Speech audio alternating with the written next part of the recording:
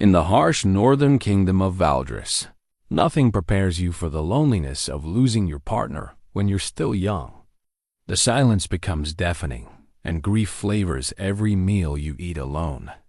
Elira knew this pain as winter closed. Around her cottage, once the village's respected schoolmistress, she now scraped ice from stones, searching for anything edible.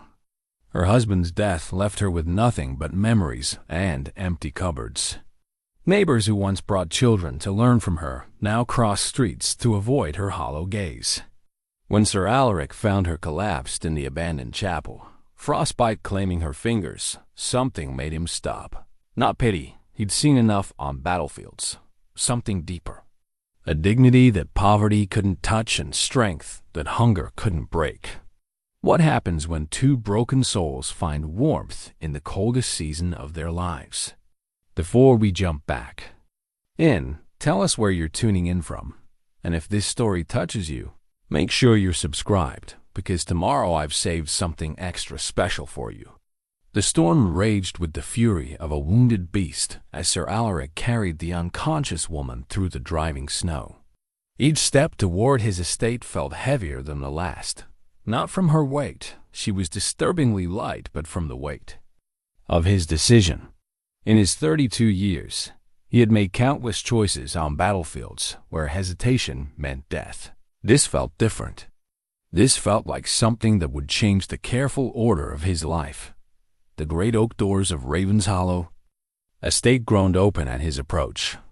His steward, Marcus, a man whose weathered face had seen 3 decades of service to the family, stepped forward with practiced efficiency before stopping short at the sight of his master's burden. "My lord?" Marcus's voice carried the perfect balance of concern and discretion that had served him well in noble circles. "Prepare the blue chamber," Alaric said, shaking snow from his dark hair.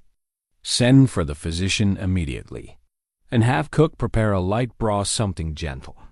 Marcus's eyes flickered to the woman in his master's arms. Even unconscious, her face held a refined quality that spoke of education and breeding, though her clothes told a different story. The woolen dress had once been well made, but now hung loose on her frame, patched and repatched with careful stitches that spoke of pride maintained despite poverty. "Shall I inquire about her family, my lord? Perhaps send word to the village?" Alaric paused on the grand staircase, his boots leaving puddles of melted snow on the polished stone. "Let us see that she lives first."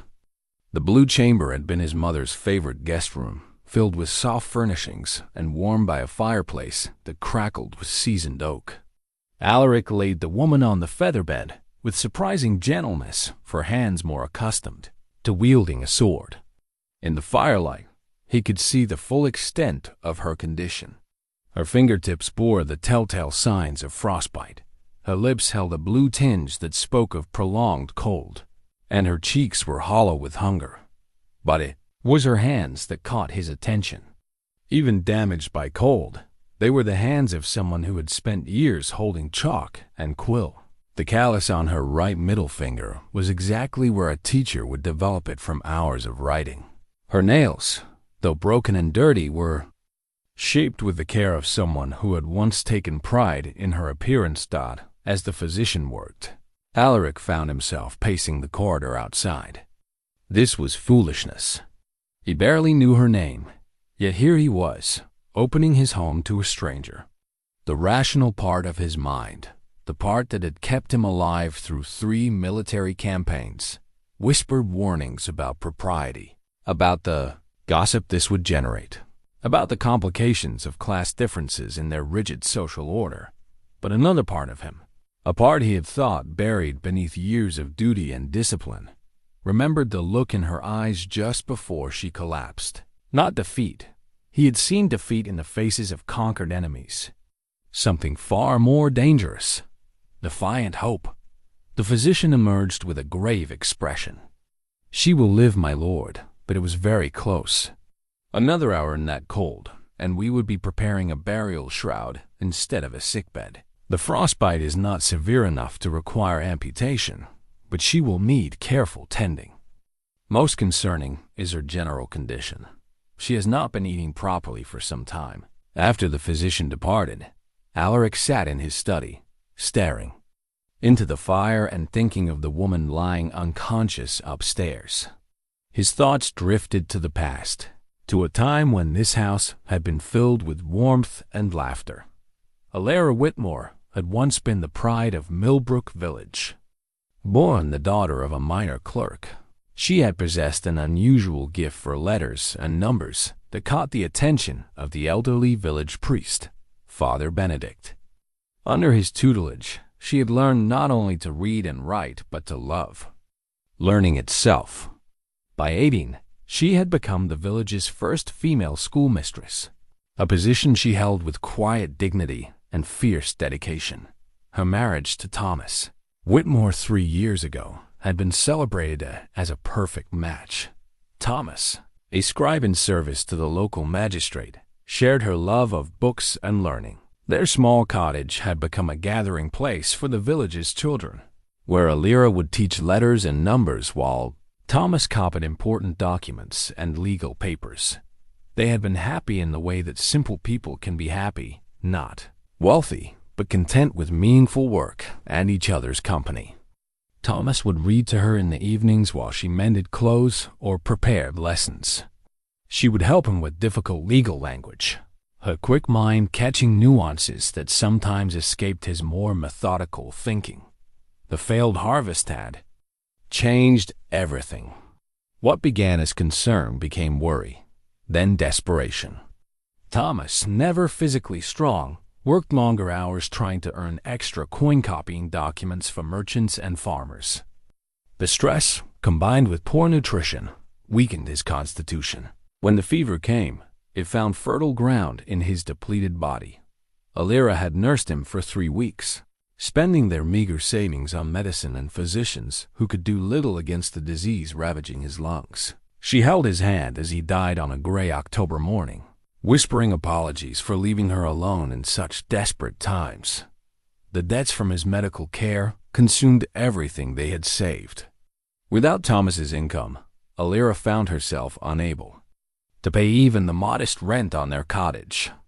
The village council, faced with their own financial pressures, reluctantly decided they could no longer afford to pay a schoolmistress. The children would have to make do with what learning their parents could provide. Pride had kept her from begging. And pride does not fill an empty stomach or keep the cold from seeping through thin walls. She had survived November on the charity of former students' families, December on what she could forage from the winter woods, and January by pawning the last of her possessions, including her precious books.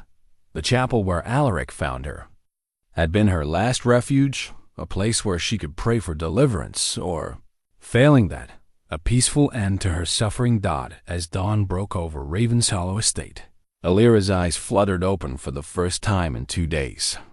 The ceiling above her was painted with delicate roses, not the rough beams of her cottage. Silk hangings surrounded the bed instead of patched wool blankets. The air smelled of lavender and beeswax, not smoke and dampness. For a moment, she wondered if she had died and been granted some impossible mercy. Then pain lanced through her frost-damaged fingers, and she knew she was very much alive. "You're awake." The voice was deep, cultured, with the slight accent that marked the educated classes. She turned her head carefully and saw him sitting in a chair beside the window, the man who had found her. In daylight, he was younger than she had first thought, perhaps 32 or 33, with dark hair and the kind of bearing that spoke of military training.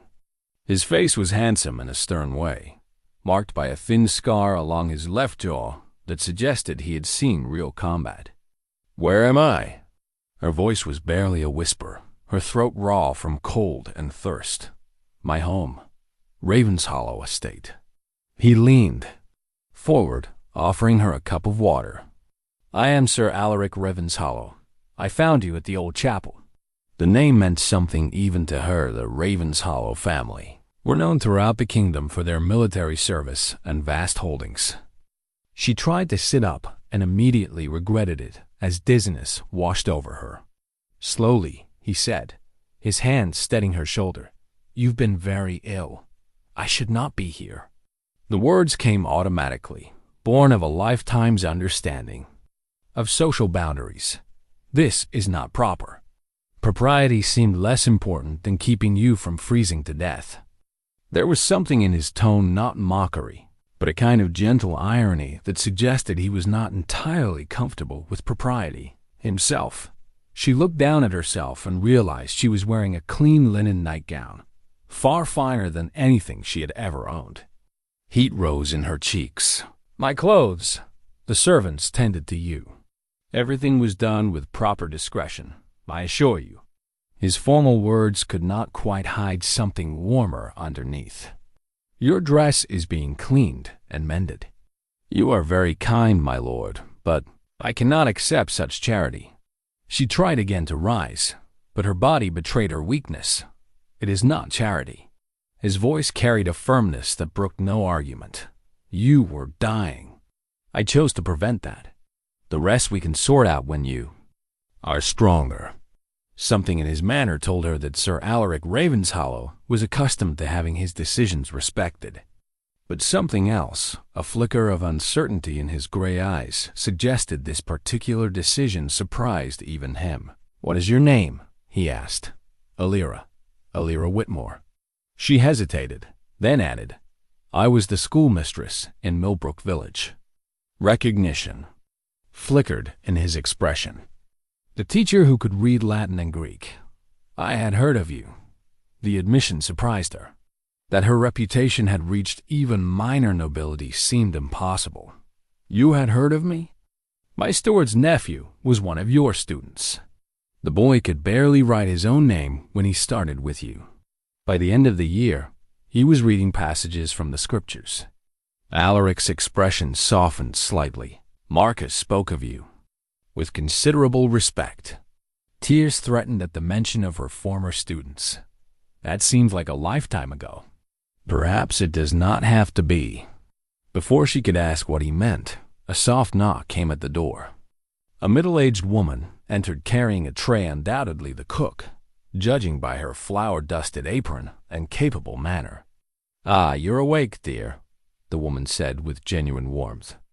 "I'm Mrs. Hartwell. I brought you some broth and soft bread. You need to get your strength back." The smell of the food made Elira's stomach clench with desperate hunger, but also with shame. To be reduced to accepting such kindness from strangers, it was not how she had imagined her life would unfold. "Thank you," she whispered. Sir Alaric rose from his chair. "I will leave you to eat in peace. Rest today.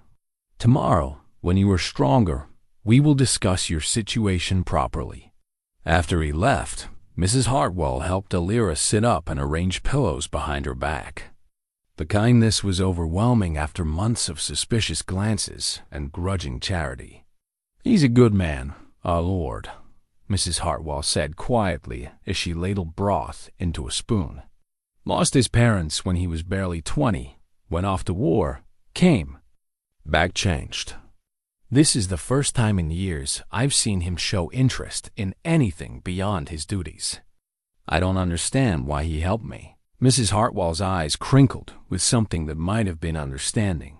"Some people are drawn to fix broken things, dear. Others are drawn to break beautiful things. Count yourself fortunate that it was the first kind who found you." As Elira slowly sipped the rich broth, she felt strength returning to her body along with something she had almost forgotten, hope. But hope, she knew, could be as dangerous as despair.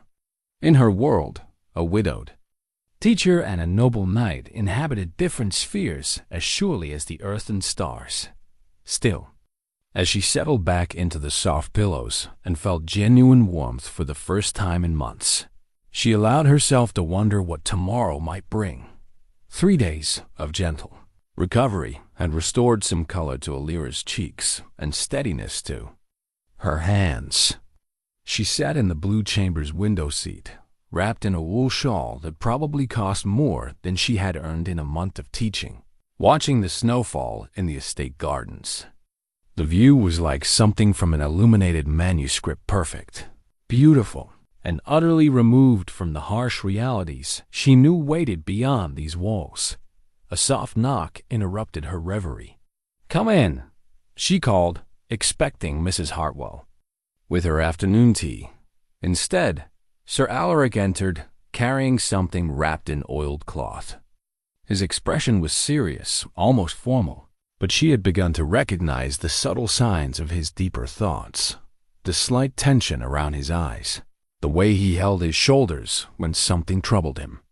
"I hope you are feeling stronger today," he said, approaching with measured steps. "Much stronger, thank you. Your household has shown me extraordinary kindness." He nodded, then held out the wrapped bundle. "I returned to the chapel yesterday. I found this."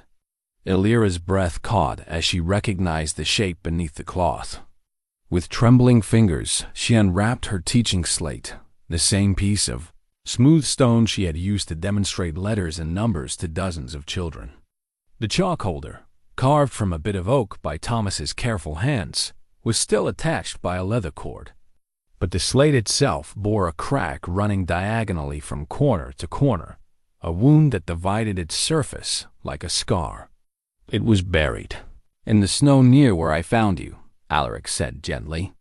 "I thought it might have significance." She traced the crack with one finger, remembering the moment it had broken, the same moment she had decided she had nothing left to live for.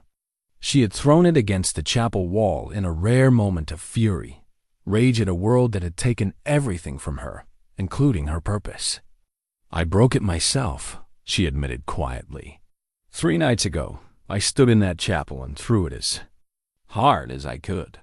I was angry at God, at life, at the unfairness of watching children go without learning while their families struggled just to eat. Alaric sat in the chair across from her, his gray eyes focused intently on her face. "Tell me about your students." The simple request opened a floodgate of memory. There was young William, the blacksmith's son, who had such difficulty with his letters that his father wanted to pull him from lessons. But he had the most beautiful singing voice. I discovered he learned better when information was set to melody. By winter, he was reading hymns to his family. Her voice grew stronger as she spoke. And Sarah, the baker's daughter, who could calculate grain measures and costs in her head faster than most grown men. She dreamed of keeping books for a merchant, someday a dream her parents called foolish for a girl. What happened to them when the school closed? The pain in her chest was sharp and familiar. Back to their old lives. William returned to the forge, Sarah to kneading bread. Their parents could not spare them for learning when survival demanded all their attention. Alaric was quiet for a long moment, studying the broken slate in her hands. When he spoke, his voice carried an intensity that surprised her. What if survival and learning were not in opposition? What if there was a way to provide both? "I don't understand." He rose and moved to the window, looking out over his estate. Raven's Hollow land stretched for miles, farms, villages, timber forests. The people who work this land are good, hard-working folk, but they lack education. Their children grow up knowing only the trades of their parents, unable to read contracts or keep proper accounts. They are vulnerable to anyone who would take advantage of their ignorance. "That is often the way of things for common folk," Elira said, though the observation clearly troubled her. "But it need not be." He turned back to face her, and she saw something new in his expression: purpose, determination, the look of a man who had found a cause worth fighting for. "What if Ravenshollow Estate had its own school? What if the children of my tenants and workers could receive the same quality of education you provided in Millbrook?" The suggestion was so unexpected that Elira felt dizzy. "My lord, that would be the expense alone. I have returned from war with more gold than I can spend in several lifetimes. Gold earned from violence and conquest." His voice carried a note of something that might have been regret. "Perhaps it is time that wealth served creation instead of destruction." But the parents would never agree.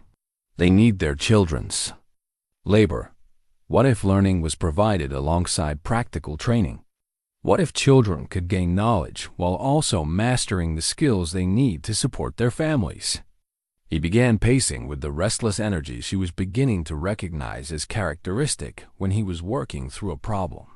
Reading and writing taught through keeping farm records. Mathematics through measuring timber and calculating harvests. History and geography through understanding the wider world that affects their daily lives. Despite herself, Elira felt excitement building. The vision he painted was everything she had dreamed of, but never dared hope for education that served real people in their real lives, not just abstract knowledge divorced from daily needs. It would require more than one teacher, she said, slowly. Different age groups, different skill levels. Then we hire more teachers. Good ones, like yourself. The nobles in the capital would be scandalized. Educating peasant children above their station. Let them be scandalized. There was steel in his voice now, the tone of a knight accustomed to defending his convictions. This is my land, governed by my judgment. If teaching children to read and calculate makes them better farmers, better craftsmen, better citizens, then it serves the realm regardless of what nervous nobles might whisper. Elira looked down at the broken slate in her hands, seeing naught. Just damage, but possibility. It would take time to establish. Months, perhaps years. I have time. And you would trust such an enterprise to someone like me? A woman with no family, no connections, no standing. Alaric returned to his chair, leaning forward with earnest intensity. I would trust it to someone who threw herself into a blizzard rather than watch children go without learning. Someone who maintained her dignity even when reduced to searching for food beneath the snow. Someone whose former students still speak her name with respect months after losing her guidance. The offer hung in the air between them, too large and wonderful to grasp immediately. Elira had spent the last 3 days assuming she would recover enough to return to her empty cottage, to continue scraping out whatever existence she could manage. The possibility of purpose, of meaning, of the work she loved, it seemed impossible. Why? She asked quietly. Why would you do this? Alaric was silent for so long she thought he would not answer. When he spoke, his voice was softer, more personal than she had heard before. I have spent the last 10 years learning how to destroy things efficiently. Cities, armies, lives, I became very good at it. Good enough that the crown rewarded me with gold and titles and lands. He looked at his hands as if seeing bloodstains only he could perceive. But I have never built anything, never created something that would make the world better rather than simply removing obstacles from it. And you think a school would do that? I think knowledge is the only weapon that makes its wielder stronger without making others weaker. A farmer who can read is not diminished if his neighbor can also read. A child who understands numbers is not harmed if every child in the village shares that understanding. Elira felt tears threatening, but for the first time in months, they were not tears of grief or despair. The parents would be suspicious at first. They would need to see immediate, practical benefits. Then we show them, quickly, demonstrably. It would need to be integrated into their existing lives, not separate from them. Yes. And the children would need to see that learning served their real ambitions, not just abstract scholarly goals. Exactly. They looked at each other across the small space of the chamber, and Elira realized that something fundamental had shifted. She was no longer a charity case being sheltered from the storm. She was being offered partnership in something that mattered, something that could touch dozens of lives. But partnership with Sir Alaric Ravenshollow would mean staying at his estate, living under his protection, existing in a social space that belonged to neither her original world nor his. The complications were obvious and potentially dangerous. People will talk, she said quietly. People always talk. They will assume things about why you are keeping a woman in your house. Let them assume what they will. We know the truth." She studied his face, looking for any sign that his motivations were not as pure as he claimed. What she saw instead was something that made her breath catch not desire exactly, but a deep loneliness that matched her own, and a recognition that somehow they might heal each other through shared purpose. "I accept," she said, her voice barely above a whisper. The smile that transformed his features was like sunrise after the longest night. The morning after their agreement, Elira stood in what had once been the estate's music room, envisioning its transformation into a classroom. Tall windows faced east, promising good light for reading. The space was large enough for multiple age groups, with alcoves that could serve as quiet areas for individual instruction. But it also felt impossibly grand. Polished wood floors, painted ceiling medallions, furnishings that belonged in a noble's house rather than a place where farmers' children would learn their letters. "The piano fort will need to be moved, sir," Alaric said, entering behind her. He had traded his formal doublet for practical wool and leather, clothes suitable for a working morning, though even his casual dress marked him as gentry. "Must it be moved?" Elira ran her fingers along the instrument's smooth surface. "Music aids memory. I use songs to teach the youngest children their letters." Something in his expression shifted, surprise giving way to approval. "I had not considered that. My mother played, but I never saw the educational value. Every subject can be enhanced through music. Mathematical concepts through rhythm, historical events through ballads, even Latin vocabulary through melodic repetition." She pressed a few keys experimentally, pleased to find the instrument still held its tuning. "Would the servants think it strange, having children play a noble's piano?" "The servants will think what I tell them to think." But his tone was not harsh, merely practical. "More importantly, will the parents object to their children learning what they consider aristocratic affectations?" It was a perceptive question, showing he understood the delicate balance they would need to strike. "Not if the music serves practical learning. Folk songs carry stories, work songs establish rhythm for manual tasks, hymns teach moral lessons. We present it as cultural education rather than courtly refinement." They spent the morning discussing practical arrangements. Tables and benches would replace delicate chairs. A large slate board would mount on one wall. Shelves would hold books, appropriate for different reading levels, not just religious texts but practical manuals on farming, animal husbandry, basic medicine. "The first families will need to see immediate benefits," Elira explained as they walked through the estate's main village. "Children who can calculate fair prices for their goods, who can read contracts before signing them, who can write letters to relatives in other towns. Parents will support education if it clearly improves their children's prospects." The village was typical of rural settlements, perhaps 40 families living in stone and timber houses, clustered around a common well. Smoke rose from chimneys where wives prepared midday meals. Men worked in workshops or tended livestock. Children played in the muddy spaces between buildings, their games interrupted by occasional chores. Marcus approached them, his weathered face showing the strain of a difficult conversation. "My lord, word has spread about your guest and your plans for a school. There is resistance." "What kind of resistance?" Alaric's voice carried the sharp edge that suggested his military training was never far beneath the surface. "Mistrust, mostly. They wonder why a lord would suddenly care about educating their children. Some fear it is a trick to separate families, or to train their young ones for service that would take them away from home." Elira felt her heart sink, though she had expected such suspicions. They have learned to distrust sudden generosity from those above their station. Experience has taught them that nobles' gifts often come with hidden costs. "Then we prove our intentions through actions rather than promises," Alaric said firmly. Who among the families has immediate need for practical education? Marcus considered the question seriously.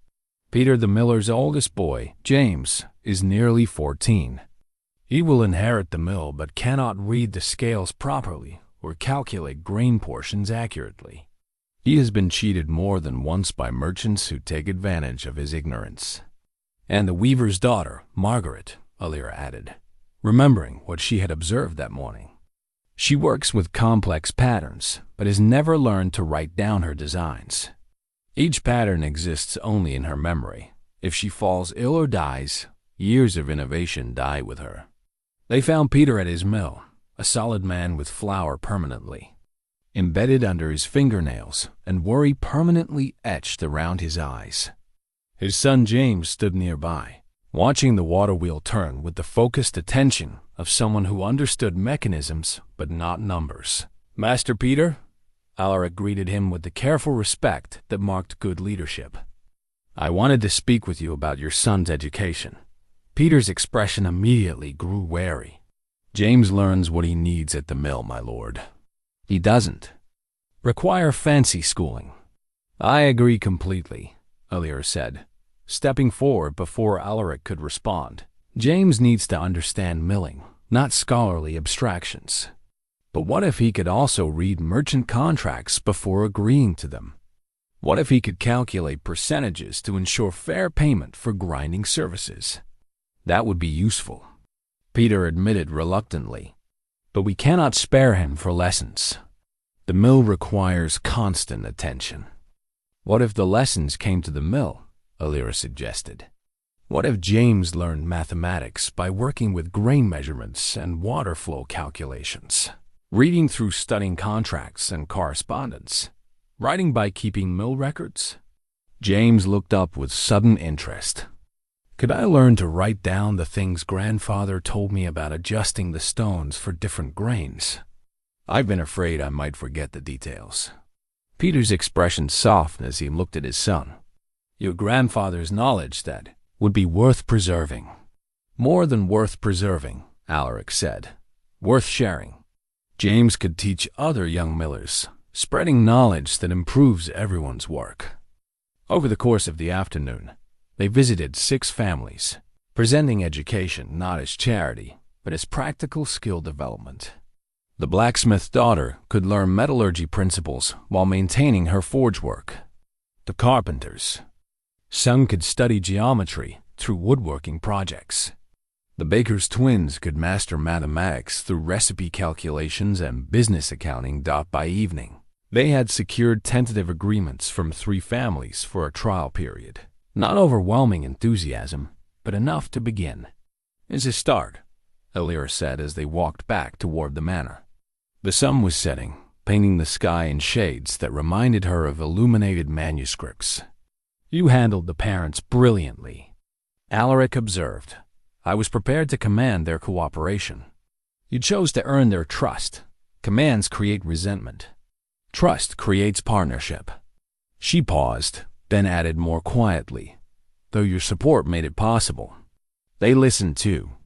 Me, because I speak with your authority behind my words. The authority is yours. I merely provide the setting." But even as he said it, both of them knew the situation was more complex. Her knowledge and teaching skill gave her credibility, but his noble status gave her access. His wealth made the school possible, but her understanding of common folk made it practical. Neither could succeed without the other. As they reached the manor's entrance, Mrs. Hartwell appeared with a concerned expression. "My lord, Lady Catherine Blackwood sent a messenger this afternoon.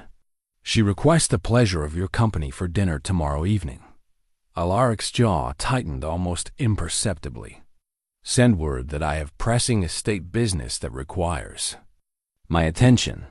"My lord, she specifically mentioned hearing rumors about your houseguest. She seemed insistent." Elira felt cold fingers of dread touch her spine. Lady Catherine Blackwood was the daughter of the Earl of Westmark, a woman known throughout the region for her beauty, her sharp intelligence, and her expectation that Sir Alaric would eventually offer marriage. If such a woman had heard rumors about Elira's presence at Ravenshollow, perhaps I should return to the village, Elira said quietly. Take lodgings with one of the families? Absolutely not. Alaric's response was immediate and firm. You belong here, doing this work. Lady Catherine's opinions are irrelevant. But as they entered the manor together, Elira could not shake the feeling that Lady Catherine's opinions might prove more consequential than either of them wished to acknowledge. The delicate balance they had achieved, partnership in meaningful work, mutual respect, the careful boundaries of their social positions, suddenly felt fragile in the face of scrutiny from the noble world that claimed Alaric as its own. Lady Catherine Blackwood arrived at Ravenshollow Estate the next morning uninvited, a breach of protocol that spoke to both her confidence and her determination. Elira watched from the music room window as an elegant carriage rolled up the circular drive, pulled by masked white horses and attended by liveried footmen. Even from a distance, she could see the quality of the equipage: polished brass fittings, painted family crests, cushioned seats that had never known discomfort. The woman who emerged from the carriage moved with the fluid grace of someone born to command attention. Lady Catherine was perhaps 25, with golden hair arranged in the latest court fashion and a traveling dress that probably cost more than most families earned in a year. But it was her bearing that marked her as truly dangerous, the absolute certainty of someone who had never doubted her place in the world. Elira. Alaric appeared in the doorway, his expression carefully neutral. Lady Catherine has requested to meet you. That seems unwise, Elira replied, though her heart was already beating faster. Surely a brief introduction, and then my withdrawal would be more appropriate. Perhaps. But she has made the request, and refusing would create more gossip than complying. His gray eyes met hers with quiet reassurance. You are the schoolmistress of Ravenshollow Estate. You have every right to be here. The formal drawing room felt like a stage set for judgment. Lady Catherine sat in a high-backed chair upholstered in silk brocade, her posture perfect, her hands folded with elegant precision. She was beautiful in the way that noble ladies were expected to be: beautiful fair skin, unmarked by sun or labor, soft hands that had never known calluses, features refined by generations of selective breeding. Lady Catherine, Alaric said with correct formality, may I present Mistress Elira Whitmore, who is establishing our estate school. Catherine's blue eyes assessed Elira with the thoroughness of a horse trader evaluating breeding stock. Mistress Whitmore. How fascinating to meet the woman who has so captured Sir Alaric's attention. The words were perfectly polite, but their undertone was sharp as a blade.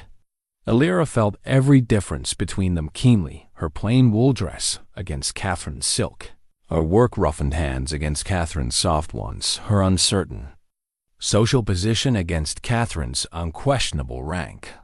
Sir Alaric has been most generous in supporting education for the estate children, Elira replied carefully.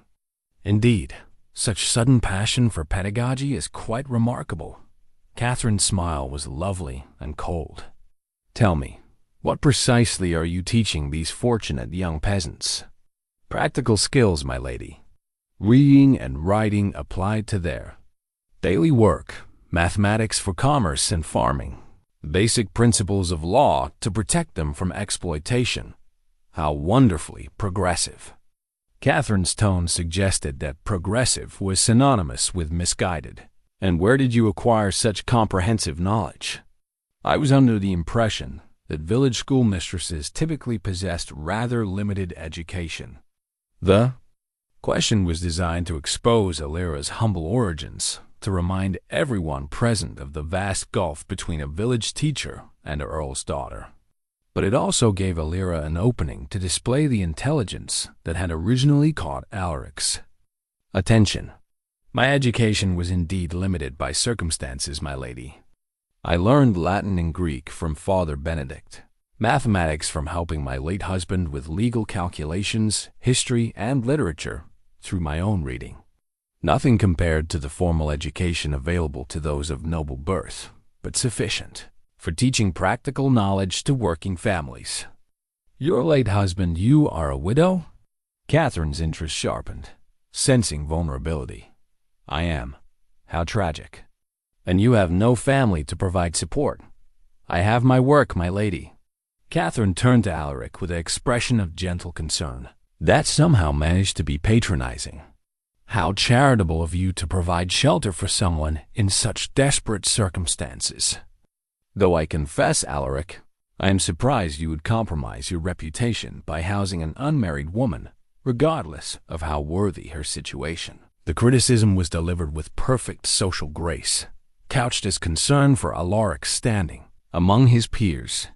But underneath the silk and courtesy lay steel, a warning that Catherine would not tolerate interference with what she clearly considered her rightful claim. My reputation will survive providing sanctuary to someone in need. Alaric replied with quiet firmness, and Mistress Whitmore's work benefits the entire estate community. Of course, Catherine agreed smoothly, though perhaps a more suitable arrangement could be found. I know several convents that accept educated widows as teaching sisters. Such a position would provide both respectable shelter and meaningful work without the complications of irregular domestic arrangements. The suggestion was elegantly phrased, but its meaning was crystal clear. Disappear gracefully, or be made to disappear ungracefully. I appreciate your concern for propriety. Lady Catherine, Elira said, finding her voice despite the intimidation. But the children here need education tailored to their specific circumstances, not the general instruction a convent might provide. How admirable that you feel so indispensable. Catherine's smile grew sharper. Though I wonder if your dedication to these particular children might not mask other motivations. The insinuation hung in the air like smoke.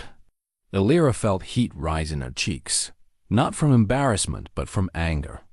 To have her genuine commitment to education reduced to calculating social climbing was insulting beyond bearing. Lady Catherine, Alaric's voice carried a warning that would have stopped a charging warhorse. Mistress Whitmore's motivations are beyond question. Naturally, you would think so. Catherine rose gracefully, smoothing silk skirts with practiced elegance. Men are often blind to the machinations of clever women, particularly when those women present themselves as helpless victims. She moved to the window, gazing out over the estate grounds with the proprietary air of someone who expected to own them someday. I notice you are making other changes as well, Alaric. New drainage systems, expanded workshops, additional livestock. Quite an investment in agricultural improvements. The estate prospers when its people prosper, he replied carefully. Indeed. Though such extensive investments might suggest to some that you are preparing to settle into domestic life more permanently. She turned back to face them, her expression deceptively innocent. The Earl of Westmark was just remarking at court how eligible bachelors often make sudden improvements to their properties when contemplating marriage. The threat was subtle but unmistakable. Catherine's father held significant influence at court, influence that could affect everything from tax assessments to military appointments to social standing. Cross the Earl's daughter and face consequences that extended far beyond personal discomfort. I invest in improvements because they serve my tenants well, Alaric said evenly. My domestic plans remain my own affair. Of course they do. Catherine collected her gloves and reticule with deliberate precision. I merely wanted to meet the woman who has inspired such generous hospitality. And to extend an invitation, my father is hosting a grand feast next month to celebrate the spring planting. All the noble families of the region will attend. You simply must come, Alaric. And perhaps, her gaze flicked dismissively over Elira, you might consider bringing a proper escort. Someone whose conversation would entertain our circle. The insult was delivered so smoothly that refusing to acknowledge it would seem churlish, while responding directly would appear defensive. It was a masterpiece of social warfare. I rarely attend large social gatherings, Alaric replied. A state. Responsibilities keep me occupied. How unfortunate. Though I suppose some responsibilities are more pressing than others. Catherine's eyes lingered meaningfully on Elira before she offered Alaric her hand for the formal farewell kiss. After Lady Catherine's carriage disappeared down the drive, the drawing room felt like a battlefield after the armies had withdrawn. Beautiful surroundings marked by invisible damage. I should leave, Elira said quietly. She's right about the impropriety, and her threats are not idle ones. You will do no such thing. Alaric moved to the window where Catherine had stood, but his gaze fell on the village rather than the departing carriage. Lady Catherine assumes that social pressure will accomplish what direct confrontation could not. She has powerful allies. The Earl of Westmark could make life very difficult for you. The Earl's influence extends to court politics and military appointments. It does not reach into how I manage my own estate, or whom I choose to shelter under my own roof. But even as he spoke the confident words, Elira could see tension in the set of his shoulders, the slight tightness around his eyes. Lady Catherine's visit had reminded them both that their partnership existed within a larger world that did not approve of such unconventional arrangements. The school project becomes more complicated if the local nobility oppose it, Elira pointed out. Parents will be less willing to trust their children to a woman who brings scandal to your house. Then we prove that education serves their interests regardless of noble opinion. He turned from the window with renewed determination. Success will silence criticism more effectively than explanations. That afternoon they threw themselves into school preparations with the intensity of soldiers preparing for siege. If they had limited time before social pressure forced changes, they would make that time count. James the miller's son proved an apt pupil, his natural mechanical intelligence adapting quickly to mathematical principles. Within hours he was calculating grain ratios with precision that impressed his father. Margaret, the weaver's daughter, began documenting her pattern designs with careful sketches and notes, preserving knowledge that had existed only in memory. But even as the children learned and parents began to see practical benefits, Elira could not shake the feeling that Lady Catherine's visit had started a countdown. The careful balance of their situation, meaningful work, mutual respect, the promise of building something lasting, now felt precarious in the face of social expectations and noble displeasure. That evening, as she sat in the music room planning lessons by candlelight, Elira found herself staring at her broken teaching slate propped against the piano. The crack still divided its surface, a visible reminder of the moment when despair had driven her to destructive anger. But tonight, in the warm light of Alaric's home, surrounded by evidence of renewed purpose, the crack looked different. Not just damage, but a line that marked where one thing ended and another began. Perhaps some breaks, however painful, cleared space for something better to grow. She could only hope that what was growing between her and Alaric partnership, respect, and something deeper that neither dared name, would prove strong enough to survive whatever challenges Lady Catherine and her influential father chose to unleash. 2 weeks after Lady Catherine's visit, Elira stood before her first formal class in the converted music room. 8 children aged from 10 to 16 sat at newly constructed tables, their faces showing mixtures of curiosity, skepticism, and barely concealed excitement. The morning light streaming through tall windows illuminated a space that had been transformed from aristocratic elegance into practical learning slate boards mounted on walls, shelves lined with books and materials. The pianoforte pushed to one corner, but still available for music lessons. Today we begin with a question, Elira announced, her voice carrying the confidence born of months in front of students. How many of you have been cheated by a merchant? 6 hands rose immediately. The remaining 2 children looked embarrassed. suggesting they had been cheated but were ashamed to admit it. Good. Keep your hands up if you knew you were being cheated when it happened. All hands dropped. Perfect. By the end of this month, every one of you will possess the skills to recognize unfair dealings and protect your families from exploitation. Reading, writing, and arithmetic are not subjects to study. They are tools for living better lives. Young James Miller sat in the front row, his attention focused with the intensity she remembered from her best students. Beside him, Margaret, the weaver's daughter, had already opened the notebook and begun sketching the room's layout, documenting everything with the thoroughness that would serve her pattern work. "James," Elira called, "yesterday your father mentioned a merchant who tried to pay for grain grinding with a promissory note. Can you read what it said?" James pulled a crumpled paper from his pocket, smoothing it on his table. "Some of it, mistress. But the legal words, I couldn't make sense of them." "Bring it here. We'll read it together, and I'll show you how merchants sometimes hide unfavorable terms in complicated language." As James approached, Elira caught sight of movement through the window, a rider approaching at speed, dust rising from his horse's hooves. The messenger bore the colors of Lord Blackwood, Catherine's father, and his urgent pace suggested news that would not wait. "Continue reading aloud, James," she instructed, keeping her voice steady despite the flutter of apprehension in her chest. "Show the others how to identify the key terms."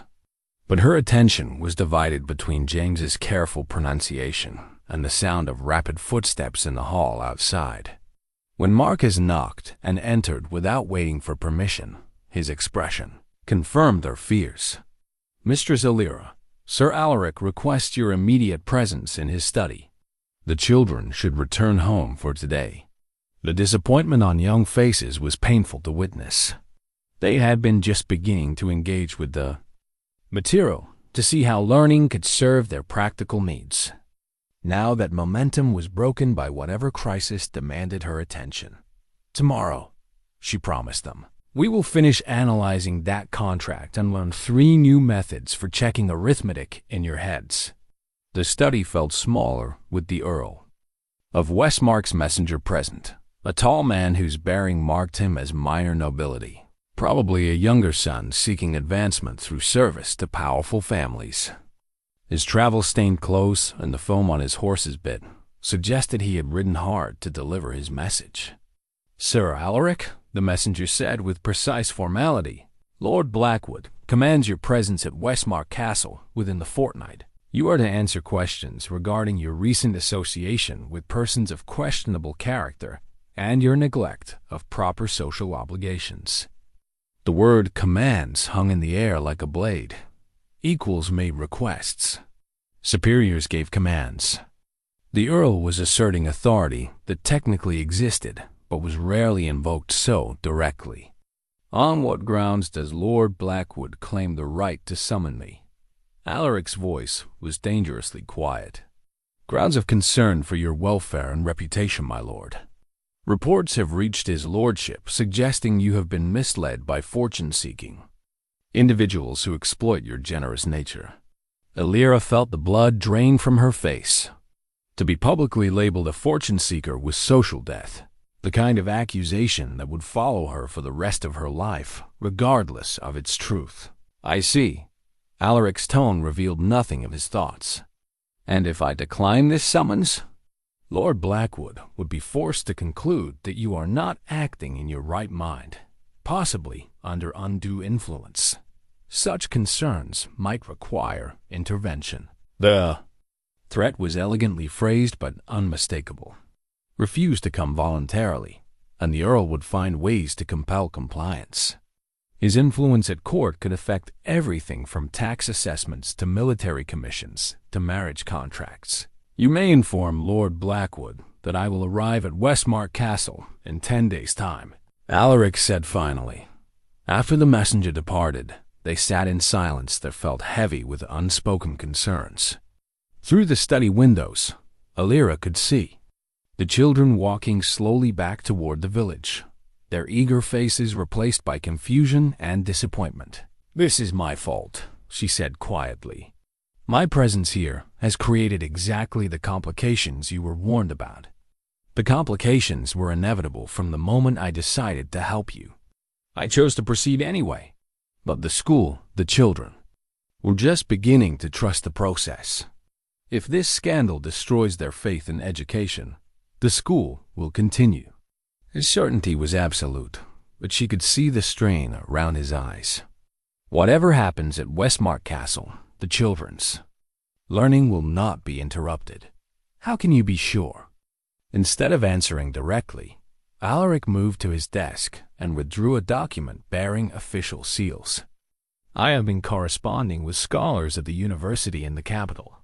There is growing interest in experimental education methods, practical learning integrated with traditional subjects. Several professors have expressed interest in observing our methods. Elira stared at the letter in amazement. You contacted the university? Educational innovation interests learned men regardless of social gossip.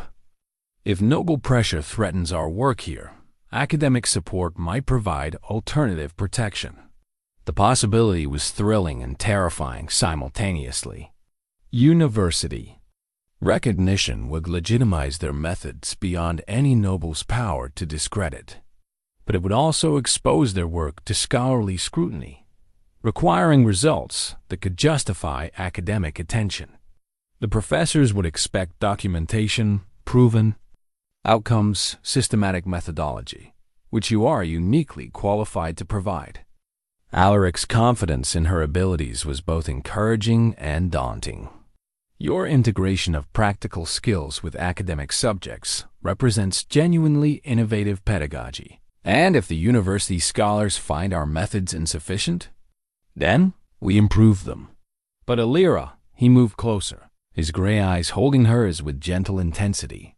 Do not doubt the value of what you are building here. Those children learned more about practical mathematics in 2 weeks than they had in their entire previous lives. That achievement cannot be diminished by noble disapproval or academic criticism. That evening, Elira worked alone in the music room, preparing materials for lessons that might never be taught. The broken slate sat on the piano, its crack catching candlelight in patterns that shifted with the flickering flame. She found herself thinking about the children's faces that morning, James's concentration as he puzzled through legal language, Margaret's careful sketches, the younger ones beginning to see that letters could represent their own thoughts and ideas. Whatever happened at Westmark Castle, whatever social prices might be demanded, those moments of discovery belonged to the children forever.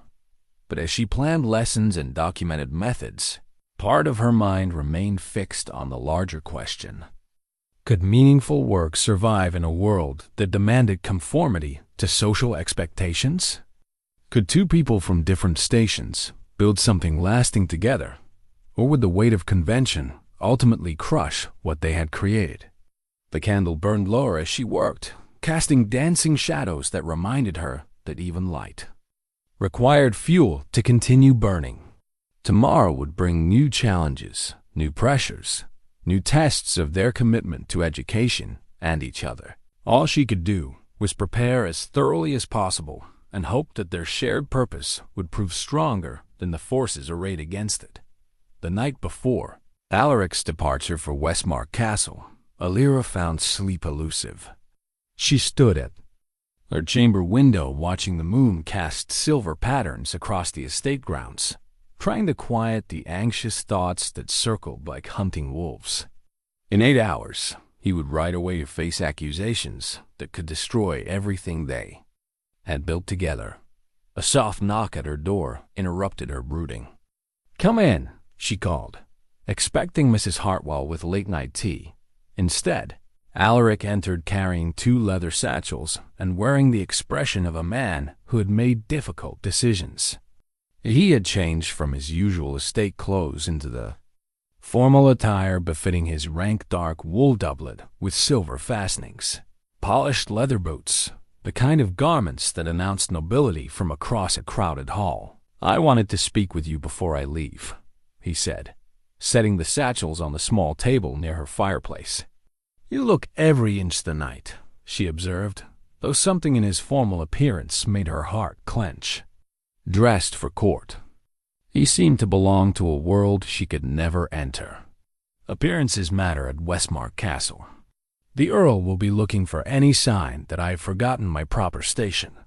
His tone was matter-of-fact, but she caught the slight tightness around his eyes that suggested the performance would cost him. "And have you forgotten your station?" He was quiet for a long moment, studying her face in the firelight.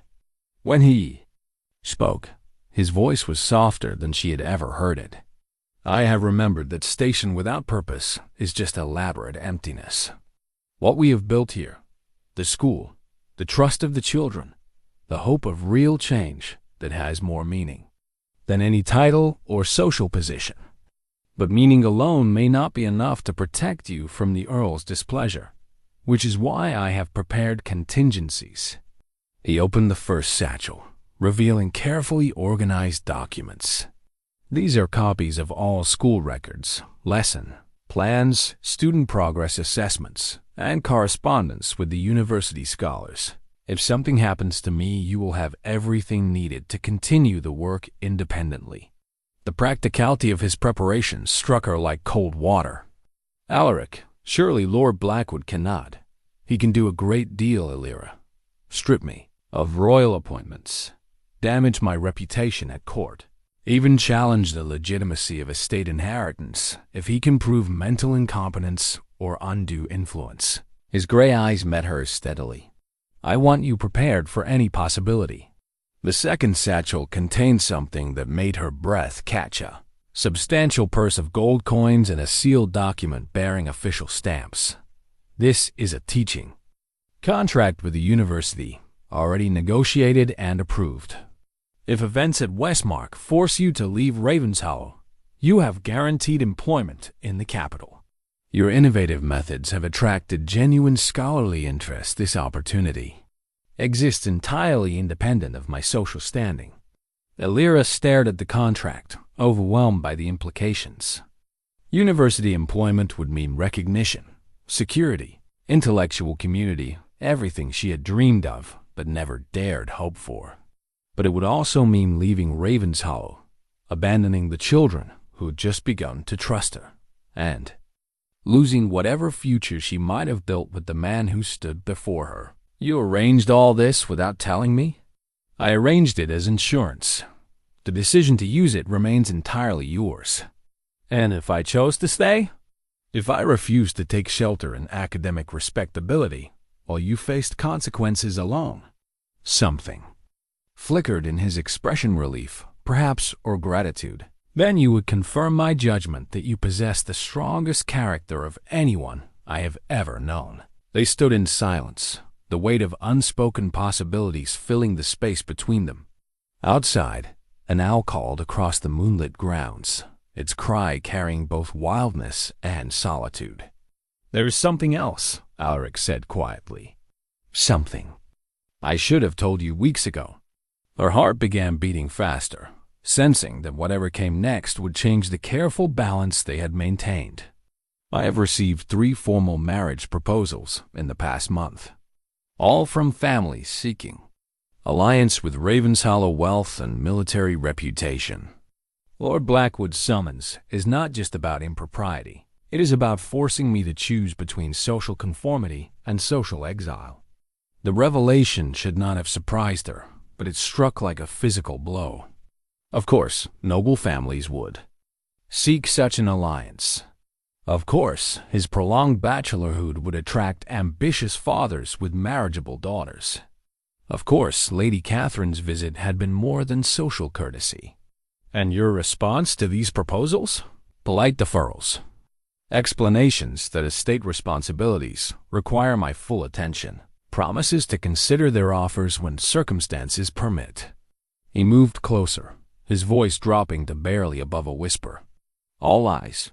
I have no intention of accepting any proposal that would require abandoning what we have built here. But marriage would solve your social problems. A well-connected wife would silence criticism, provide heirs, establish your place in noble society. marriage. To someone who would see our school as an embarrassing eccentricity, who would view your presence here as an insult to her dignity, who would transform this estate into a stage for social performance rather than meaningful work. He shook his head firmly. That is not the life I want. Then what life do you want? The question hung between them, loaded with implications neither had dared voice before. Alaric stepped closer, close enough that she could see the candlelight reflected in his gray eyes. I want to wake each morning knowing that the day's work will matter to someone beyond myself. I want to see children discover that learning can transform their lives.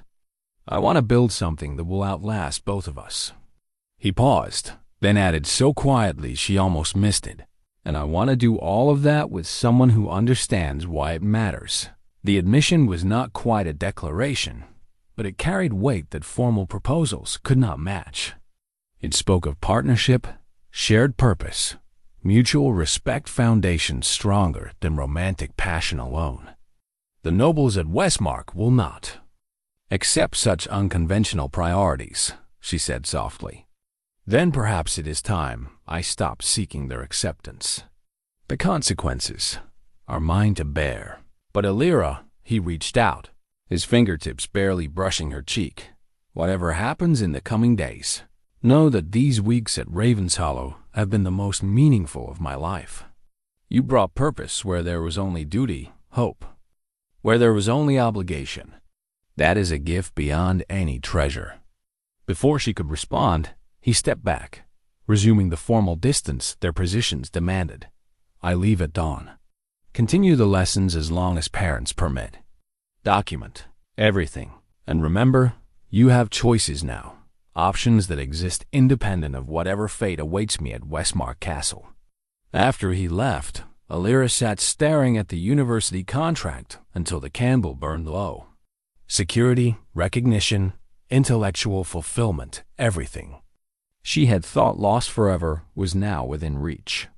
But as she imagined herself in lecture halls filled with scholars rather than village children, in libraries rather than practical workshops, among colleagues who understood education as theory rather than transformation, the prospect felt hollow. The broken teaching slate caught her eye from its place on the mantel. Even cracked, it remained functional, still capable of holding chalk marks, still able to serve its essential purpose. Perhaps some breaks, rather than destroying usefulness, simply created new ways to serve. Tomorrow would bring answers from Westmark Castle, from the village families, from her own heart. Until then, all she could do was prepare for whatever changes lay ahead and trust that the work they had begun together would prove strong enough to survive whatever storms were coming. 3 days after Alaric's departure, Elira received an unexpected visitor. She was working with Margaret and 2 younger children on pattern mathematics when Marcus appeared in the music room doorway, his weathered face showing unusual uncertainty. Mistress Elira, there is a gentleman here to see you. He claims to represent the university in the capital. Her heart lurched. Had the academic contract somehow been activated prematurely? Had news of Alaric's troubles at Westmark reached scholarly circles already? Please send him in, Marcus. Children, continue working on those geometric progressions. I'll return shortly. The man who entered was perhaps 50, with graying hair and the kind of alert, intelligent eyes she associated with serious scholars. His clothes marked him as prosperous, but not noble, well-made wool and linen rather than silk and velvet. He carried himself with quiet confidence, suggesting someone accustomed to respect based on accomplishment rather than birth. Mistress Whitmore, I am Professor Edmund Hartley from the Royal University. I apologize for arriving unannounced, but recent developments required immediate travel to this region. Recent developments? She gestured for him to sit, though apprehension made her remain standing. Perhaps I should begin with introductions. I have been corresponding with Sir Alaric regarding your innovative educational methods. The integration of practical skills with academic learning has generated considerable interest among my colleagues. Sir Alaric mentioned university interest, but he did not mention that I am also Lady Catherine Blackwood's uncle. The revelation hit her like cold water. Professor Hartley watched her reaction with the careful observation of someone trained to read human behavior. "I see that surprises you." Catherine wrote to me after her visit here, expressing concern about Sir Alaric's judgment and suggesting he was being manipulated by an opportunistic woman of questionable character. Elira felt her cheeks burn, but forced herself to maintain dignity. "And you came to investigate these accusations?" "Actually, no." Professor Hartley's expression grew warmer, almost amused. "I came because Catherine's description of your methods contradicted her assessment of your character so completely that I became curious about the truth. I don't understand." My niece described, with disapproving accuracy, teaching techniques that represent genuinely advanced pedagogical theory, practical application integrated with academic content, multi-age learning communities, assessment based on real-world problem-solving. These concepts are at the forefront of educational philosophy. Yet Catherine presented these innovations as evidence of your unsuitability rather than your competence.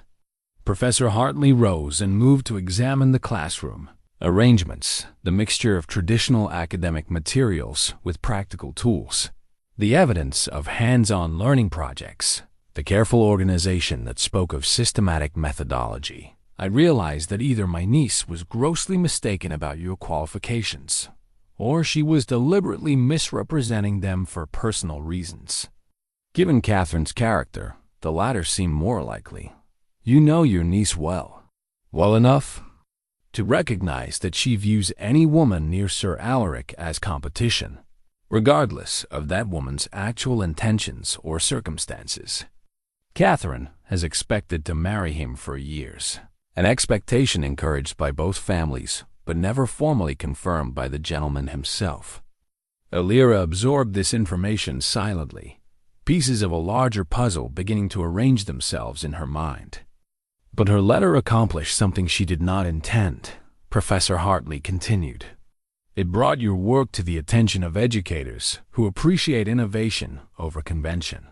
Several of my colleagues at the university have been developing similar theories, but lacking practical application opportunities. Your school here represents exactly the kind of experimental environment we need. Sir Alaric mentioned university interest, but surely what Sir Alaric may not have mentioned is that we are prepared to offer official university sponsorship for your school, not employment elsewhere partnership here, recognition of Ravens Hollow, a state school as a formal research institution with university backing and protection. The offer was so unexpected, so perfectly suited to their needs, that Elira almost suspected a trick. Why would the university involve itself in such a politically complicated situation? Professor Hartley's expression grew serious, because education should serve truth rather than social convenience. Your methods work. Catherine's own description makes that clear, even filtered through her disapproval. If we allow political pressure to suppress effective teaching simply because it challenges conventional expectations, we betray our fundamental purpose as educators. And the social complications? The impropriety of my living situation. University sponsorship would provide academic legitimacy that transcends social gossip. You would hold official appointment as research fellow in experimental pedagogy with all the protection that title provides. Your work here would be recognized as scholarly research rather than charitable impulse. The transformation such recognition would bring was almost impossible to grasp. Official academic standing would shield both her and Alaric from accusations of impropriety. University protection would outweigh noble pressure. Most importantly, it would ensure the school's survival regardless of what happened at Westmark Castle. There would be requirements, Professor Hartley continued. Systematic documentation of methods and results, regular reports to the university, visits from observing scholars, eventual publication of findings. Can you manage such responsibilities while maintaining day-to-day teaching? Yes, she said without hesitation. I have been documenting everything already, and the prospect of sharing successful methods with other educators is enormously appealing. Excellent. Then I am authorized to offer formal appointment effective immediately. He produced an official document bearing university seals. Your first quarterly report will be due in 3 months, with initial findings to be presented at the annual education conference in the capital. As Elira read the appointment letter, one concern remained paramount. What about Sir Alaric? This protection extends to me, but he still faces accusations at Westmark Castle. Which brings me to the most interesting part of my visit. Professor Hartley's smile suggested he had saved the best news for last. My brother-in-law, the Earl, is not the only member of the family with influence at court. I have spent the last 2 days in correspondence with several colleagues who serve as advisors to various noble houses. Educational innovation, it seems, has attracted interest at the highest levels of society. I don't understand. The Queen herself has been concerned about the general state of education in rural areas. Reports of effective programs reach royal attention more readily than Lord Blackwood might expect. Sir Alaric's support for educational advancement may prove to be a political asset rather than a liability. The implications made Elira's head spin. Royal interest would trump noble pressure completely. If the Crown viewed their school favorably, of course. Professor Hartley continued with scholarly precision. Royal favor depends on demonstrated results. Your methods must prove effective under systematic evaluation. There can be no question about the quality of education provided or the propriety of arrangements here. The children are learning rapidly. Parents are beginning to see practical benefits, which is exactly what we hope to hear. But now those informal successes must be documented with academic rigor. Are you prepared for such scrutiny? Elira thought of James mastering contract analysis, Margaret preserving traditional patterns through systematic notation, younger children discovering that arithmetic served their daily lives. I am. Then we have an arrangement. I will remain in the area for several days, observing classes and preparing preliminary reports. Meanwhile, official notification of your university appointment will be sent to all relevant parties, including Lord Blackwood. As Professor Hartley departed to examine his accommodations, Elira remained in the music room, holding the appointment letter and trying to process the magnitude of change it represented. What had begun as desperate charity had become meaningful work, then evolved into dangerous social controversy, and now transformed into recognized academic research. The broken teaching slate on the piano seemed to smile at her in the afternoon light. Its crack no longer a symbol of despair, but of transition, the line where one life had ended and another began.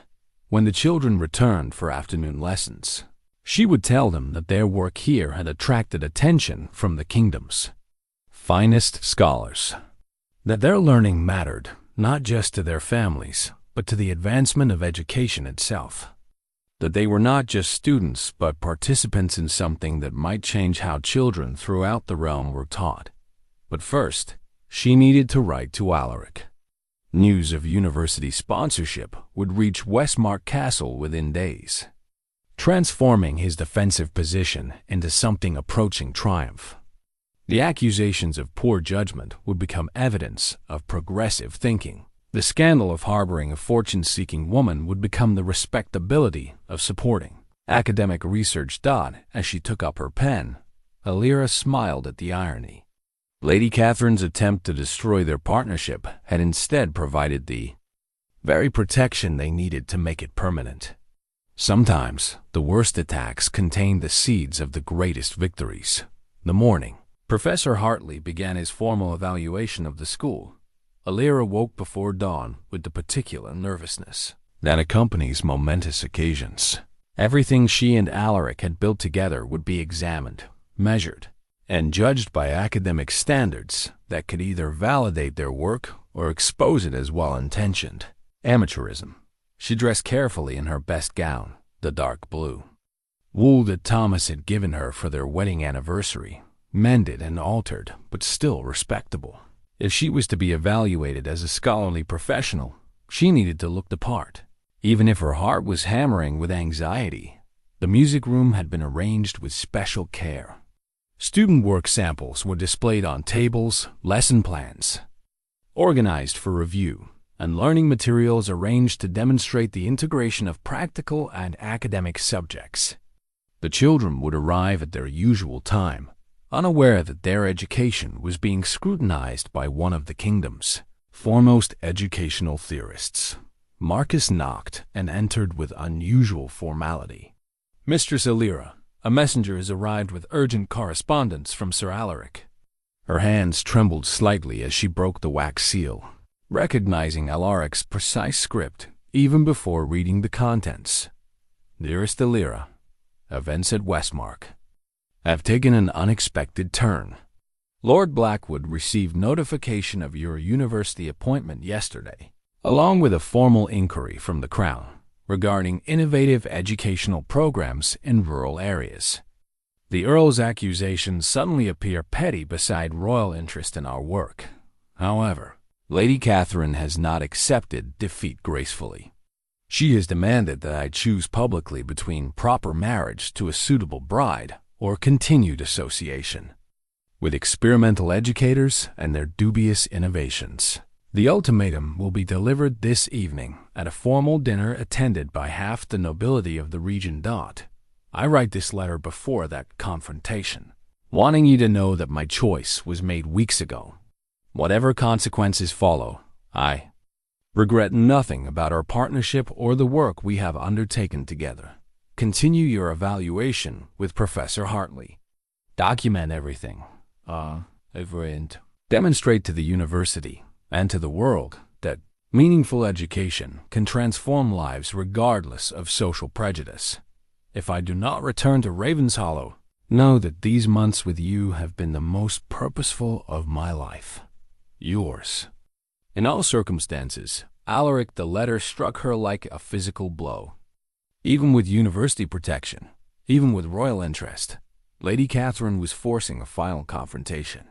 Choose respectability through proper marriage, or face social exile for supporting educational innovation. Mistress? Marcus is concerned. Voice broke through her shock. "Is there trouble?" Sir Alaric faces a difficult choice at Westmark Castle. Lady Catherine has issued an ultimatum. Marcus's weathered face darkened with understanding. The Earl's daughter has always gotten what she wanted, but she has never wanted something that Sir Alaric values more than her approval. Before Elira could respond, the sound of approaching voices announced the children's arrival. James led the group, carrying a slate covered with calculations he had worked on at home. Margaret followed with her latest pattern sketches, eager to demonstrate how mathematical principles had improved her weaving designs. "Good morning, Mistress Elira," they chorused. Then noticed Professor Hartley arranging observation materials at a side table. "Children, this is Professor Hartley from the Royal University. He is here to learn about our teaching methods and see how well you have mastered your lessons." The introduction caused a flutter of nervous excitement. These were children accustomed to being overlooked by anyone of importance. Yet here was a university professor treating their education as worthy of scholarly attention. "Proceed exactly as you normally would," Professor Hartley instructed gently. "I am here to observe, not to interrupt or change anything." What followed was perhaps the most natural and effective lesson Elira had ever conducted. The children, initially self-conscious about observation, quickly became absorbed in their work as familiar routines took over. James demonstrated his mastery of contract analysis by working through a complex grain purchase agreement, identifying potentially unfair terms and calculating fair payment rates. His confidence was remarkable compared to the confused boy who had first struggled with basic arithmetic just weeks earlier. Margaret shared her patent documentation project, showing how systematic notation had allowed her to record designs that previously existed only in memory. More importantly, she had begun creating new patterns by applying geometric principles learned in mathematics lessons. The younger children worked together on a practical problem involving fair distribution of seed among multiple farming families, using arithmetic, basic economics, and social reasoning to reach equitable solutions. Throughout the morning, Professor Hartley took careful notes, occasionally asking children to explain their reasoning or demonstrate specific skills. His questions were gentle but probing, designed to assess depth of understanding rather than mere memorization. During the midday break, he approached Elira with an expression of genuine admiration. "I have observed classes in the finest schools throughout the kingdom. What you have accomplished here surpasses most formal education in both practical application and intellectual development. The children themselves deserve the credit. Their eagerness to learn. Their eagerness responds to teaching methods that make learning relevant to their lives. That is sophisticated pedagogical theory applied with remarkable skill." He paused, studying her face intently. "Have you had formal training in educational philosophy?" "Only what I learned through experience and independent reading." "Extraordinary. Your intuitive understanding of how children learn most effectively rivals theories we struggle to teach advanced university students." The praise should have been gratifying, but Elira found it difficult to focus on professional success while Alaric faced social destruction at Westmark Castle. What good was academic recognition if it came at the cost of losing the partnership that had made it possible? That afternoon brought another unexpected visitor. Mrs. Hartwell announced the arrival of a courier, bearing the royal seal official correspondence from the crown itself. With trembling hands, Elira opened the formal document. By Royal Commander, Majesty the Queen, having received reports of innovative educational methods being developed at Ravenshollow Estate, hereby requests formal presentation of said methods at court within the month. Sir Alaric Ravenshollow and Mistress Elira Whitmore are commanded to appear before the Royal Council on Education, prepared to demonstrate teaching techniques and present evidence of student achievement. This presentation will inform Her Majesty's consideration of educational reforms throughout the realm. By order of Her Gracious Majesty Professor Hartley Reed. Over her shoulder, his scholarly composure giving way to excitement. Royal presentation. This is unprecedented recognition for experimental education. Your work here may influence policy affecting thousands of children. But even as she grasped the magnitude of this honor, Elira's thoughts remained fixed on Alaric. Royal command would override any pressure from Lord Blackwood, but would it reach him in time? Would Lady Catherine's ultimatum destroy everything before royal protection could take effect? As if summoned by her thoughts, the sound of hoofbeats echoed across the estate grounds. Through the window, she saw a familiar figure riding hard up the drive. Alaric, returning from Westmark Castle ahead of schedule. Her heart leaped with relief, then clenched with apprehension. His early return could mean triumph or disaster. "Professor Hartley, would you excuse me? I must speak with Sir Alaric immediately." She met him at the main entrance, noting the dust of hard travel on his clothes and the exhaustion in his gray eyes, but also something else, a lightness in his bearing that suggested the news was not entirely bad. The royal summons arrived. "This morning," she said without preamble. "Command performance at court within the month." Alaric's tired face broke into the first genuine smile she had seen from him in days.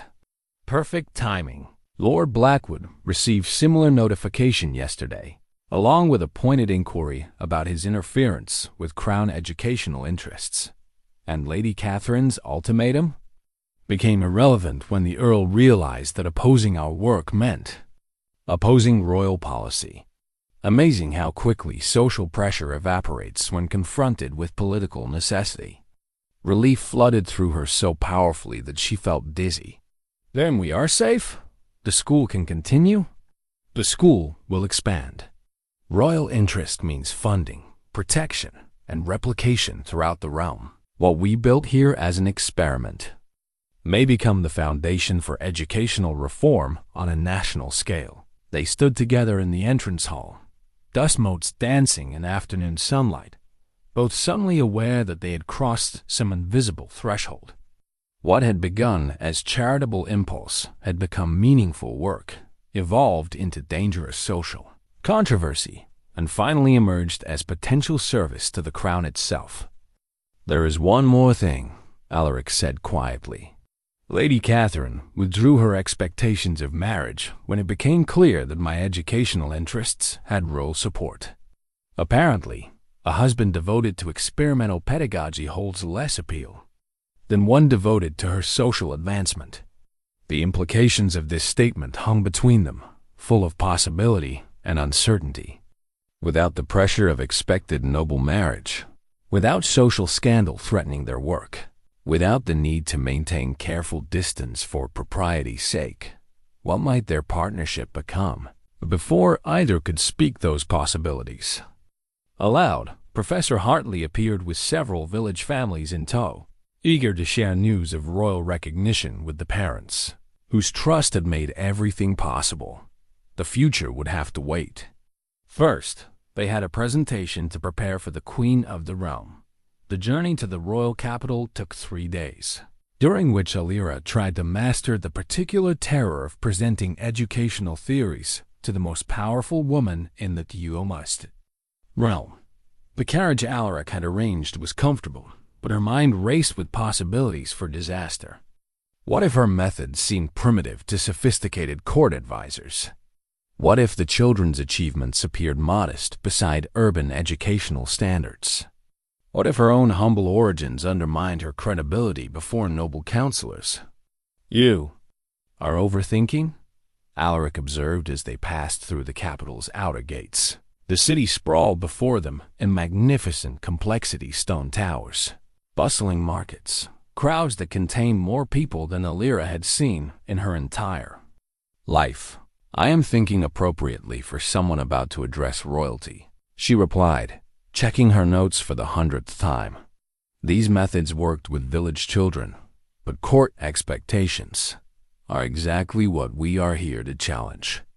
His voice carried the calm confidence she had learned to trust. "The Queen commands this presentation because current educational approaches are failing. She needs practical solutions, not elegant theories."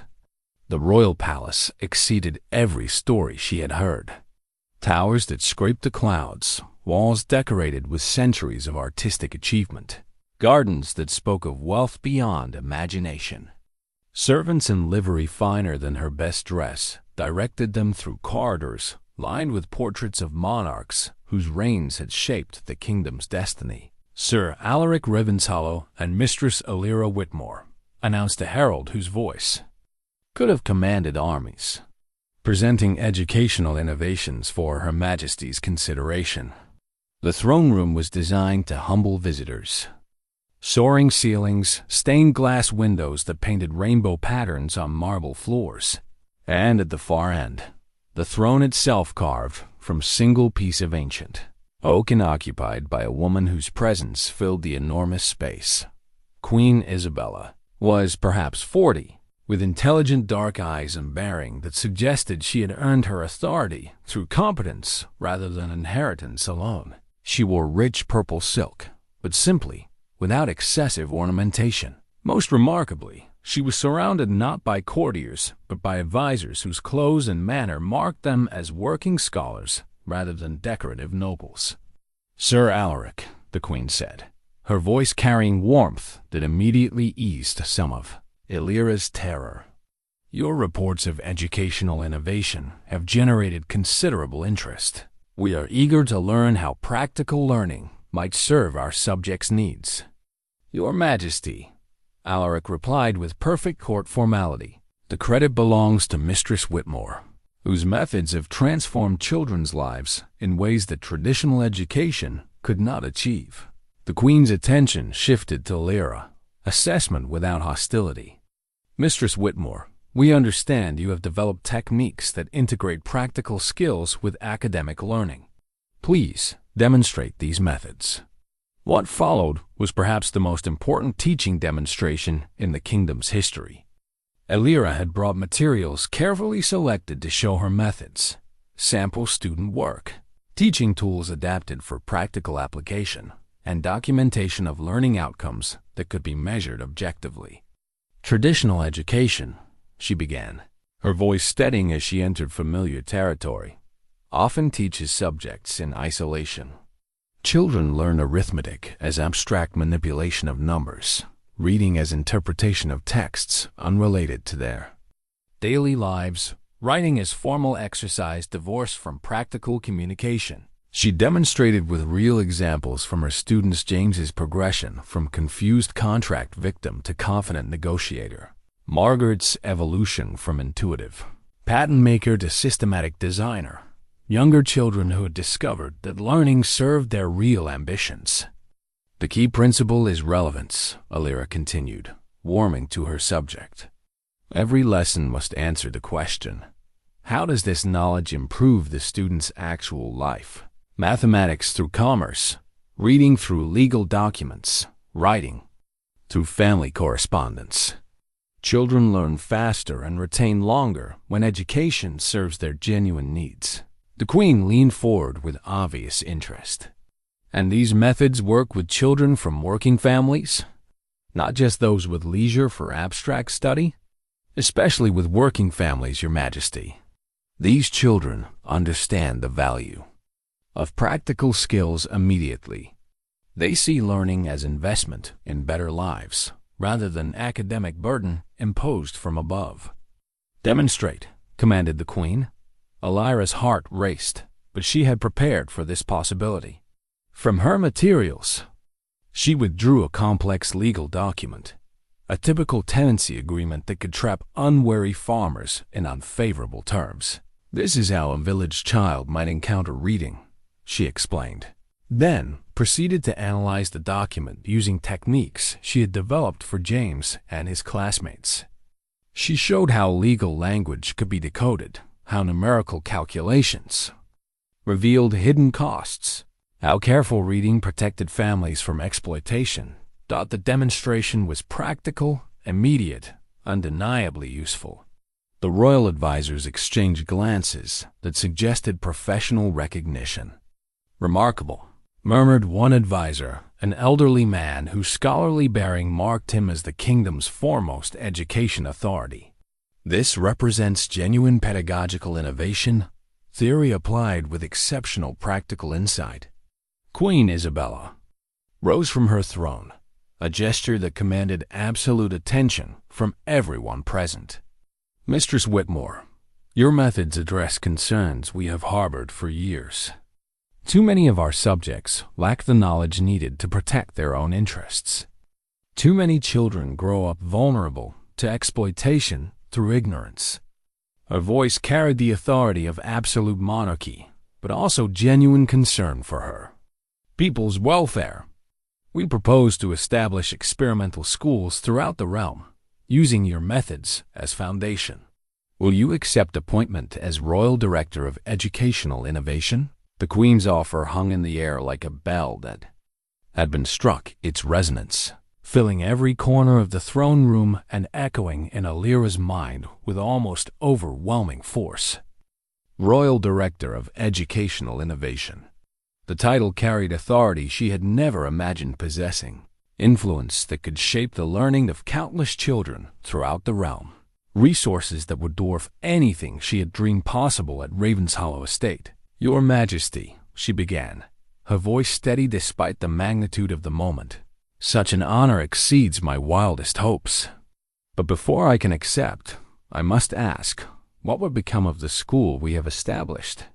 The children who have just begun to trust that learning can serve their lives? Queen Isabella's expression showed approval for the question rather than impatience with hesitation.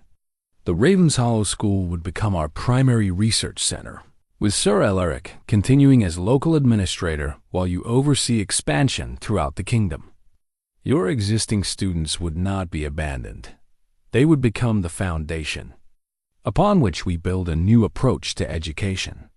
And the practical focus? Elira pressed, needing absolute clarity. Education that serves working families rather than abstract scholarly goals? Is precisely what the realm requires, the Queen replied firmly. We have enough courtiers who can quote classical texts. We need citizens who can read contracts, calculate fair prices, and think clearly about their own interests. The royal advisors nodded agreement, their expressions showing the kind of professional respect Elira had never expected to earn. These were scholars who had devoted their lives to educational theory, yet they recognized the value of her practical innovations. There would be challenges, warned the elderly education advisor.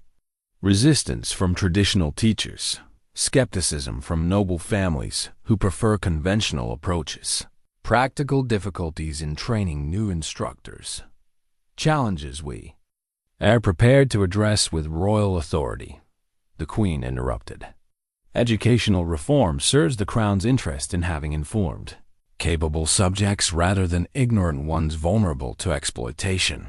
Elira looked at Alaric, seeing in his expression the same mixture of excitement and apprehension she felt herself. This opportunity represented everything they had worked toward, but magnified beyond their original scope. Success would mean transforming education for an entire kingdom. Failure would mean disappointing the Crown and betraying the trust of countless families. I accept, Your Majesty, she said, the words carrying commitment that felt both thrilling and terrifying, with the understanding that practical effectiveness must remain our primary measure of success. Excellent. The Queen's smile transformed her regal features with genuine warmth. Professor Hartley will serve as your academic liaison, ensuring university support for research and documentation. Sir Alaric will oversee practical implementation, drawing upon his experience with estate management and military organization. What followed was the most intensive planning session of Elira's life. Royal resources meant the ability to establish pilot schools in dozens of locations, train hundreds of teachers, develop systematic curriculum materials, and measure results with precision that would satisfy both scholarly standards and practical needs. We begin with volunteer communities, Elira explained as they worked through implementation details. Families who choose to participate rather than those compelled by authority. Early success with willing partners will demonstrate effectiveness more convincingly than forced compliance. Agreed, said the Queen. And we document everything student progress, parent satisfaction, economic benefits to communities, challenges encountered, solutions developed. If these methods prove successful, they will become standard throughout the realm. If not, we abandon them without shame. The conversation continued for hours, covering everything from teacher training to material development to assessment methods. But underlying the practical details was a deeper transformation. Elira was no longer a charity case sheltered by noble generosity, or even an innovative teacher employed by university sponsorship. She was a royal appointee whose expertise commanded respect from the highest levels of society. As evening fell and the formal session concluded, Queen Isabella approached them privately, her manner becoming more personal and regal. Sir Alaric, we understand that supporting Mistress Whitmore's work has required considerable personal sacrifice, social criticism, noble disapproval, pressure to conform to conventional expectations. Supporting meaningful work is never sacrifice. Your Majesty, Alaric replied with quiet dignity. Nevertheless, loyalty deserves reward. We hereby grant you the additional title of Duke of Ravenshollow, with expanded lands and revenues sufficient to support large-scale educational initiatives. The Queen's smile suggested she understood the broader implications of her decision. A duke may marry whomever he chooses, without reference to others' opinions about social suitability. The pronouncement struck Elira like lightning. Royal elevation. of Alaric's rank eliminated every social barrier that had complicated their partnership. A duke could marry a royal director of educational innovation without scandal, could build a life based on shared purpose rather than social obligation. "Your Majesty is most generous," Alaric said, though his eyes found Elira's face with an expression that spoke of possibilities beyond professional advancement. "We are practical," the Queen corrected. "Educational reform requires leaders who understand both innovation and implementation. That partnership should not be weakened by artificial social constraints." As they left the throne room, Elira realized that everything had changed, not just their work, but their future together. The broken teaching slate that had once symbolized despair had led them to partnership, then purpose, and finally to the opportunity to serve something larger than themselves. Tomorrow would bring the enormous challenges of transforming educational theory into national policy. But tonight, for the first time since Thomas's death, Elira could imagine a future built on hope rather than mere survival. 1 year later, Elira stood in the same abandoned chapel where Alaric had found her collapsed in the snow. But now she came as Royal Director of Educational Innovation rather than as a desperate woman seeking shelter from the storm. The building had been transformed into the first of dozens of community learning centers established throughout the realm.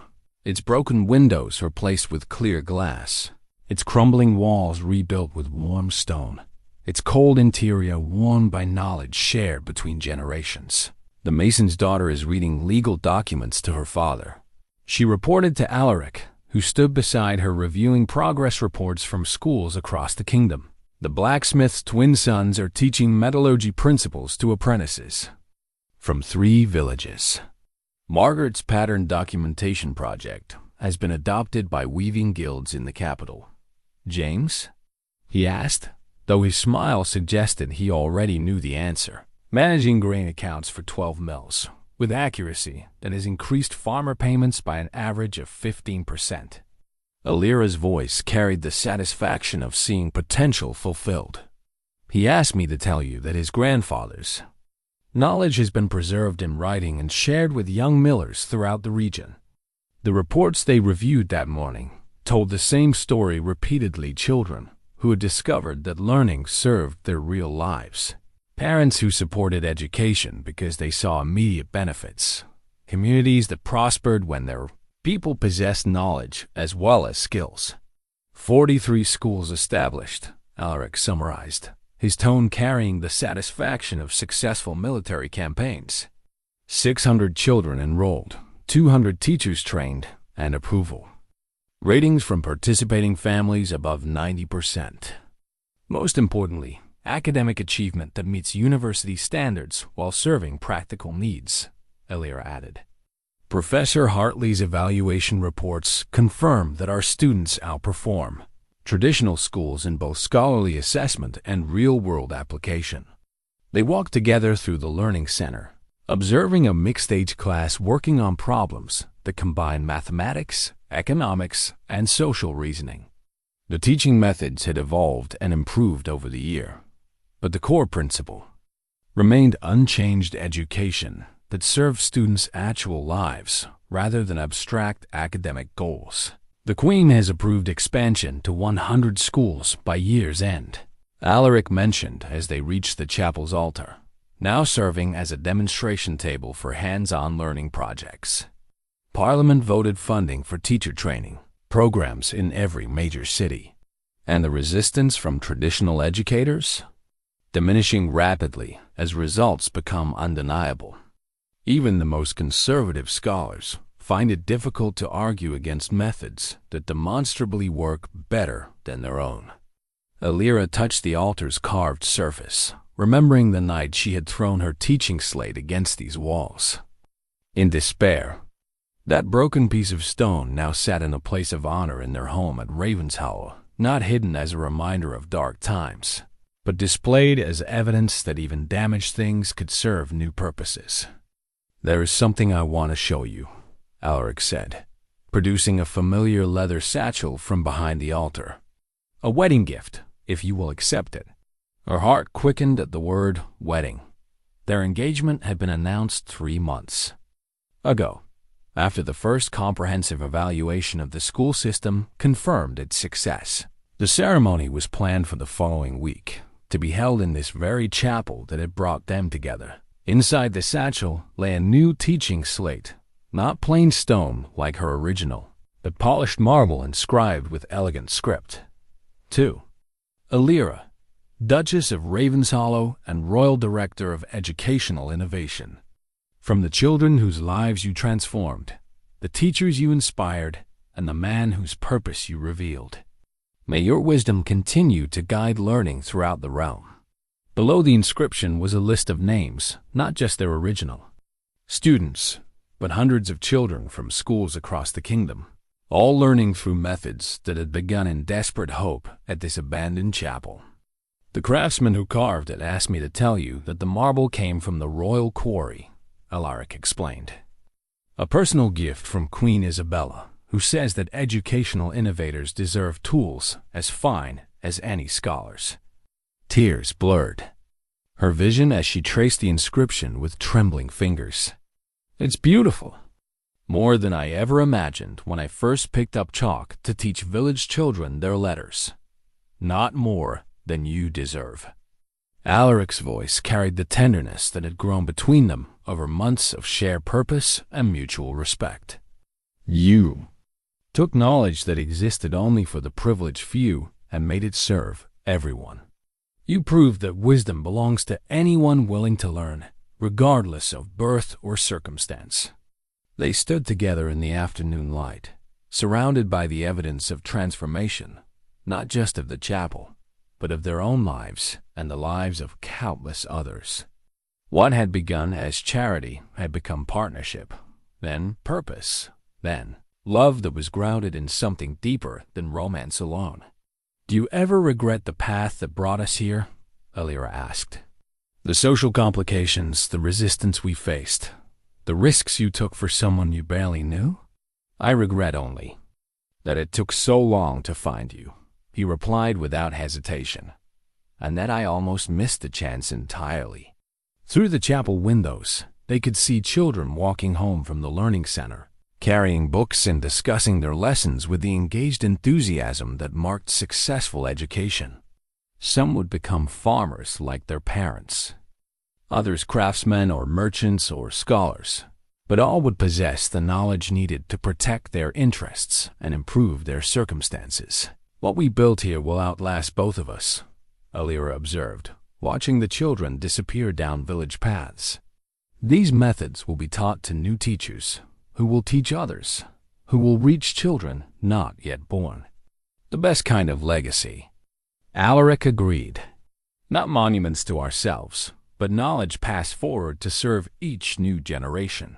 As they prepared to leave the chapel that had witnessed both her despair and their triumph, Elira reflected on the journey that had brought them to this moment.